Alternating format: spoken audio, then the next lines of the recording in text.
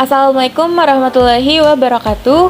Selamat datang di Koki MP, Komunitas Kajian Ilmu Manajemen Pendidikan yang diampu oleh Bapak Amril Muhammad.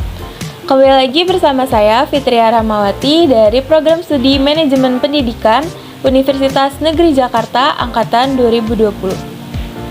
Pada video kali ini, kita masih akan membahas topik terkait pendidikan, yaitu dalam buku karya Ahmad Muhaimin AZ yang berjudul Pendidikan yang Membebaskan. Mari kita simak bersama videonya. Pertama-tama, kita akan membahas tentang pendidikan bukanlah mengisi gelas yang kosong. Pendidikan tak sama dengan mengisi gelas yang kosong. Pendidikan bukan hanya bertugas mengisi air ilmu hingga gelas terisi penuh. Kemudian, bila sudah penuh, pendidikan itu dikatakan berhasil. Pendidikan yang membebaskan adalah pendidikan yang diberikan kepada anak didik sesuai perkembangan dan potensi yang dimiliki agar tumbuh dan berkembang menjadi manusia yang merdeka. Hal penting yang tidak boleh ditinggalkan dalam pendidikan yang membebaskan adalah memerhatikan potensi yang dimiliki oleh anak didik. Jika pendidikan masih memberlakukan anak didik sebagai gelas kosong yang akan diisi apa saja sesuai kehendak orang yang bertindak dan mempunyai kebijakan di dunia pendidikan, hanya akan menghasilkan manusia-manusia yang jauh dari kata merdeka. Dalam pendidikan yang tidak membebaskan, murid tidak pernah dipandang sebagai pribadi yang mempunyai pilihan dan berkemampuan untuk berkreasi. Murid hanya dipandang seakan sebuah benda yang siap menerima dengan pasif sederet dalil pengetahuan dari seorang guru. Pendidikan yang membebaskan sangat menghargai proses dari hasil sebuah pendidikan.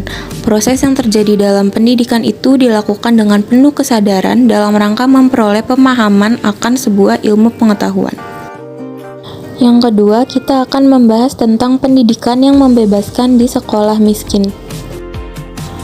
Pada kenyataannya, di negeri ini masih banyak sekolah di daerah yang dikatakan sebagai sekolah miskin dengan kondisi seperti dinding kayu yang sudah jebol, Ethernet yang ambrol, lantai terbuat dari semen yang pecah-pecah dan berlubang, serta meja dan kursi penuh dengan paku agar tak semakin reot.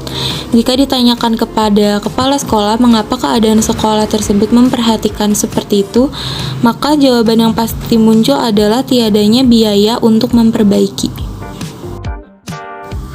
Namun, keadaan akan jauh berbeda dengan keadaan sekolah di daerah-daerah yang sudah maju atau bahkan di kota, di mana lantainya terlihat bagus dan bersih, temboknya dicat, tak ada Ethernet yang jebol, meja dan kursinya yang kukuh, serta bermacam peralatan untuk belajar tersedia dengan lengkap. Sekolah yang seperti ini membuat para guru dan murid betah ketika menjalani proses belajar mengajar.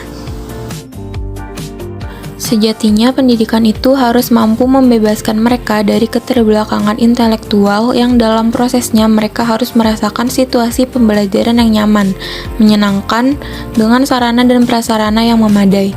Namun, tidak sedikit juga sekolah-sekolah yang jauh dari kata memadai, tetapi memiliki seorang guru yang mempunyai semangat tinggi dalam menjalankan tugas mulianya.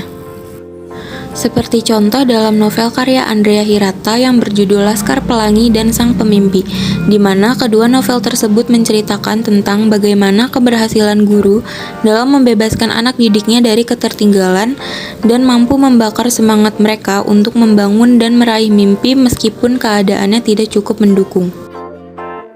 Mengembangkan pendidikan yang membebaskan sesungguhnya tak mengenal apakah sekolah yang bersangkutan terpenuhi atau tidak sarana dan prasarananya.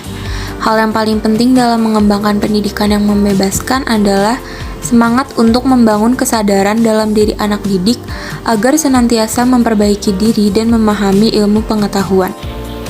Sekian video kali ini. Semoga bermanfaat untuk kita semua. Terima kasih telah menonton dan sampai jumpa di video selanjutnya.